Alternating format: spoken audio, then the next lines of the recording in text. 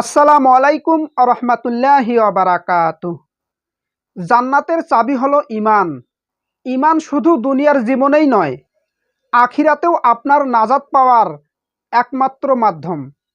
আপনার ঈমান যত খাঁটি হবে, জান্নাতে যাওয়া আপনার তত সহজ হবে। এজন্য ঈমানকে খাঁটি করতে হবে, নির্ভেজাল করতে হবে। ঈমান আপনাকে সঠিক পথে পরিচালিত করে। যখন আপনার ঈমান থাকে, তখন আপনি ভালো মন্দের পার্থক্য বুঝতে পারেন। কোনটা আল্লাহর নির্দেশ, কোনটা শয়তানের কুমন্ত্রণা। ঈমান আপনাকে সঠিক সিদ্ধান্ত নিতে সাহায্য করে।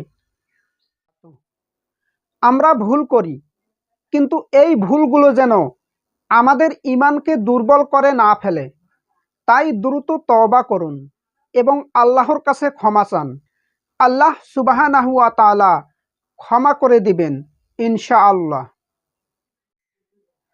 ঈমান ভঙ্গের ১ নম্বর কারণ আল্লাহর সাথে শিরিক করা।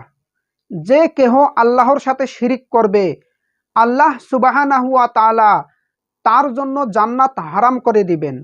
সূরা মাইদা আয়াত নম্বর ৭২।